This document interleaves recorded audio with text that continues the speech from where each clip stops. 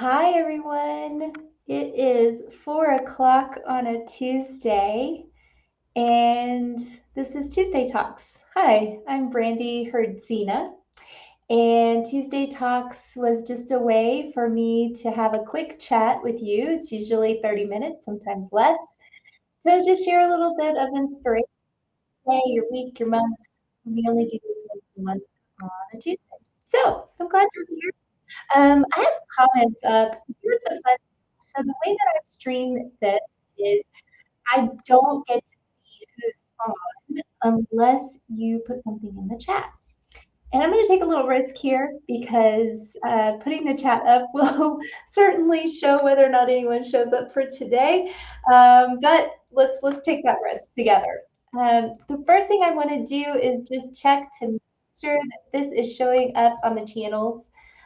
Last time I did this, unfortunately, it did not show up in LinkedIn. So, all right, so we've done that check. That's good. And today we are going to talk about, well, what the hell to do when we're running on empty. What to do when we're drained and we're just doubting our impact on whatever it is we're trying to impact. So I hope that you're here. I hope to see you. Throw up a chat and say hello to let me know that you are here. And yeah, I will miss you guys if I don't hear from you. So all right, so we're going to explore this. We're going to look into why self-doubt creeps in, and how to create space or shift our perspective when we need to, and how to reconnect with our purpose without feeling like we have to quit everything. So, um, first of all, I just want to ask if you've ever given your all and only felt like none of it was really making a difference and that you were just getting the energy sucked out of you. So that's my first question for you. So if you've ever felt that way, throw that in the chat. I'd love to hear it, and I'd love to know that I'm not alone.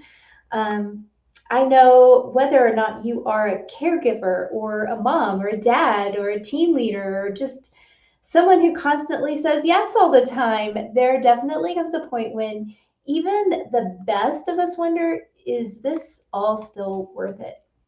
I know I'm not the only person who's felt like they just don't have anything left to give, but let's let all of us feel like we're connected. So throw that in the chat too. So back in 2022, let's start there. I had been in commercial property management for 20 years, and I really was feeling a bit burnt out. I also felt like the universe was sending me one sign after the next that I needed to take a step back. I needed to redirect my attention to what it was that I was doing and giving my time and energy to. But besides the universal signs that I felt were coming and dropping in my lap or punching me in the face, I really felt like I was a bit exhausted. I definitely felt like the emotional toil that I had poured into my work just wasn't creating the momentum that I wanted it to make. It didn't feel as meaningful for whatever reason.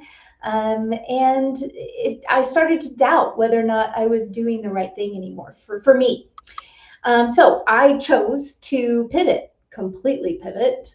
For those of you who are Friends fans, you will love that pivot. I chose to completely change directions and started doing motivational speaking, and took my time to write a book.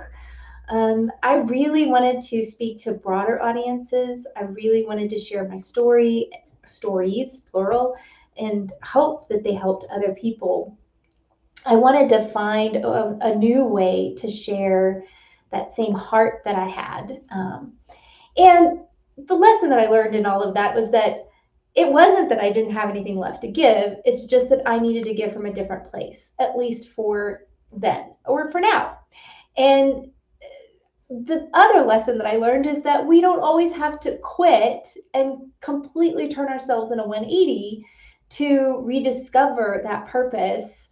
We can make small tweaks. And we don't always need to quit our day job and completely start over to get that space or that rest that we're looking for. We just need space to see things differently. That's really all that we need. Okay, so that's kind of what happened to me most recently. And I've had moments like this over my life, but that was probably the most recent one and one that I've been reflecting on a lot lately. So the question then happens, or the question that arises is what happens when we're drained? Like, why do we end up feeling like we're running on empty? And what happens to our bodies and our minds when that's going on for us? Sometimes it's just a spike. Sometimes you've had a family emergency or a work emergency that creates that for you, and you have to learn to manage that stress in the cycles that stress happens. But right now, I'm looking at it from the chronic stress perspective, the place that we get to when it's decision fatigue. So here's the interesting fact. The brain under stress actually burns more glucose and it weakens our functioning from an executive level. So that's why simple decisions feel exhausting, for lack of a better term. So, and then that exhaustion in the nervous system when we're tired, what's happening is we default into this survival mode. So, have you ever heard the term, don't dim my light to make you shine brighter? That's essentially what our brain is doing, our amygdala is doing in our brain. It takes over. So, the amygdala part of the brain is the one that controls the emotion and the fear center, right? And so it takes over, and what happens is the prefrontal cortex, the part of the brain that does the reasoning, dims. So that's why it feels like we're just running on all emotions and we can't make those like normal decisions that we would normally make. Essentially, emotional exhaustion equals perception distortion. So when you can't make the simple decisions that you would normally make, then things start to pile up and they start to seem overwhelming, and then you get even more exhausted. It's sort of just this endless cycle that happens. And studies show that we underestimate our impact when we're drained. So we literally lose perspective. And in all of that, the caretaker version of that, the people who are taking care of others, whether you're taking care of a team or a family member or family members, maybe your mom or dad, and you're constantly giving without refueling, that's going to lead to a loss of the fulfillment, the purpose piece, the identity. And even our best intentions, they become ineffective when we're powered by that depletion mode. So what the hell do we do about it? Basically, what we have to do is we have to reframe the way that we're looking at things and give ourselves some permissions to step away and look at and give ourselves the rest that we need, or give ourselves the self-care that we need. My mom used to say, step out of the frame so you can see the picture. That's basically what we have to do. So the top 3 things that we need to do. I love my top 3s. Number 1 is stepping away is not giving up. Remind yourself that. I have to do that for myself too. I have to remind myself that stepping away is not like throwing up the papers and saying, I'm done, and walking away. Just getting some space can help you recalibrate. I heard someone say the other day that they felt like they weren't being productive because they took a day of rest. That is the opposite of what's actually happening. When we take a day of rest, quite often we're making more progress than we realize. Your value does not disappear when you're not producing. So reframing that in our brain is the number 1 thing to do, right? So that's a great reminder. Number 2 is that the medicine that you're seeking, the one that will give you your energy back or give you your words back if you can't find your words, that the medicine that you're seeking is often just perspective. And distance is number 1 in helping you rediscover what matters. The third thing is that rest is actually a strategy. Rest is not a luxury. Rest is what restores that energy piece. It's what refuels us. It's what restores our clarity. It allows us to lead and love from overflow rather than depletion. So honestly, now my stepping away from property management has been long. It's been almost 3 years, but I needed that perspective. I needed that time to reframe the way that I look at that job, that role that I held in real estate. And it gave me clarity in the places that I was actually making an impact. It gave me clarity in knowing what's really important to me. So stepping away was probably one of the most important decisions I could have made. And it's likely the one that's going to allow me to step back in at some point. So I encourage you to look at whatever it is that is leaving you circling and ask yourself if you can just take a step back. Because taking a step back can give you some fresh eyes and a new mindset. And I would love to hear from you if maybe you've had that happen in the recent past. And I'd love to hear what your experience was. So throw that in the chat too. Although I'm not seeing anything in the chat, so I'm hoping this is working on LinkedIn. All right, I always leave you guys with actionable items. Today, our actionable steps are going to be those that help you to refuel that tank that you need to refuel. Number one, create time, like just empty space every day.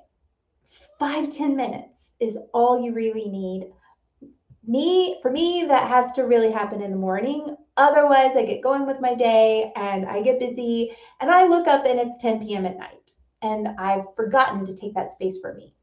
So empty space looks like this. It's just basically time with no agenda, no input, no social media. It's just empty space. It lets you actually tap into what's going on in here. It allows those feelings to surface. And don't worry, those are nothing to be afraid of. I actually heard a term recently, the fix is in the feeling. And I was like, that is brilliant. I'm going to borrow that. And that empty space is what gives you a chance to tap into those feelings, for them to come up. And knowing that exhaustion can actually speak volumes when we don't ignore it, and that allowing ourselves the space to acknowledge it is where we can start to heal for ourselves so that we can keep caring for those that we love is important. So create 10 minutes space every day. All right, number 2, do an energy audit. I want you to ask yourself, what gives me life? Jot those down. What drains me? List those too. And then what's neutral? What could I, what's give or take? Not really fueling me, it's not taking away from me. And then, maybe you like calendars, so you can color code your calendar. Like, make things a priority. Give yourself space in every week to do at least one thing that gives you that life, that gives you that fuel. And if you like colors, great. Give it a different color than anything else. And see if these things that are draining you, if you can start to disperse them. You're not always able to get rid of them, and that's okay. As long as we're refueling our tank, we can keep working on those things that drain us too, right? But from a healthier perspective. And then, just to basically adjust. Even small adjustments can make a world of difference. So focusing on one thing each week that refuels you, that gives you back a little sense of self, is a really great place to start. All right, the third thing is an interesting one. It's asking yourself, okay, what would this look like if it felt easy? And I know you're likely thinking, huh? All right, so let's say you've got something going on right now that is keeping you up at night or waking you up in the middle of the night, or it is draining you and there's no way around it and you're wondering, what do I do? Ask yourself, what would this feel like or look like if it felt easy? So we're going to use that question to reset our expectations and reduce the overwhelm. Because sometimes what drains us is just simply how hard we're making it. When you feel exhausted or overwhelmed or you're doubting your impact, your brain tends to default to survival mode, remember? So everything in that moment feels urgent, heavy, complicated. That state narrows your thinking, and it makes even small tasks feel like mountains. We have a saying in Texas, don't make a mountain out of a molehill. It's essentially what we're doing here. So that question, what would this look like if it felt easy, interrupts that cycle. It's just basically a gentle prompt that activates that cognitive reframing, right? We want our prefrontal cortex to shine its light again so that we can think. There's research behind this that actually shows it can actually lower our stress. It can shift our perspective. It can re-engage our problem-solving skills, our problem-solving areas in the brain. And the way that it works is actually not even that complicated. It does a few things. First, it disrupts the trope that we put ourselves in that hard equals worthy. And I am just as guilty of that. A lot of us equate struggle with value, especially if you're a high achiever, a leader, or a caregiver. So asking yourself, what would this look like if it felt easy, invites a new lens. What if that value came from clarity or from ease instead of it just being hard? Asking this question also opens up some possibilities that you wouldn't otherwise let yourself see. It doesn't mean that the task is easy. It means that we are considering a simpler or more aligned way to approach it. That might mean asking for help or letting go of a step, or maybe even changing this self-imposed deadline, which I'm also guilty of. Finally, the other thing that it does is it puts you into this creative mode. It puts you into the yes and mode. So your brain starts to imagine these paths with less resistance. So you start actually seeing things in a different light. It pulls you out of the weeds and it puts you into this bigger picture view, which can actually just remove the emotional load and the decision fatigue. So what would this look like if it felt easy? So instead of saying, okay, let me back up. Let's say you've got an event that you have to plan, and you're not an event planner. It just feels like a lot. And you're also taking care of the kids, and you're also doing your full-time job, and you're also volunteering your time.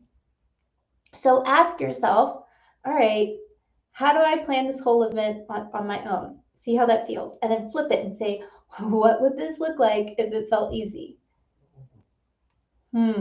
Maybe I would just handle the vision of it and ask for help from a couple of friends to take on a couple of the logistics.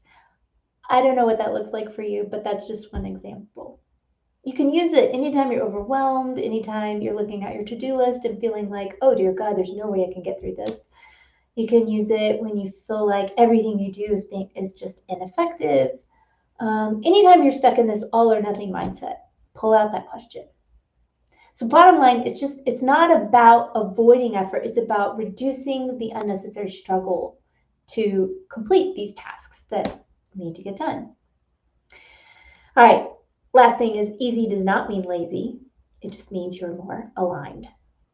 All right, so let's recap those actionable steps real quick because I kind of dug into that last one a little bit. Number 1, create 10 minutes of empty space for yourself each day. Number 2, do that energy audit. What's giving me life? What's draining me? Number 3, ask yourself, what would this look like if it felt easy? Hopefully one of these feels doable for you in your life right now. And I know, goodness, I hit those points in my life where I feel tired or I feel like I can't give anything else. Maybe you're feeling that way too. Maybe you're feeling like you have nothing left in the tank. And all I can tell you is I am not going to tell you to power through. Instead, I'm going to encourage you to hit pause. Even if you just hit pause for a minute and give yourself that empty space to just try one of the action steps, so that you can be in a mindset where you feel like what you're doing matters again. And I'm going to challenge you really quickly before we part. And I know these are short, but that's kind of the point. I want you to remember that just because you're tired, it doesn't mean you're ineffective. It might mean you're just overdue for hitting that pause button. Remember that you're allowed to question things, you're allowed to rest, and you're definitely allowed to pivot.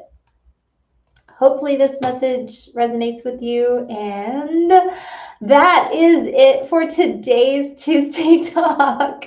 I'm going to get rid of those chats because none of them came through. That's okay. I enjoyed being here with you regardless, and I should be here in a month. All right, well, look for me on LinkedIn or YouTube, and take care. Bye.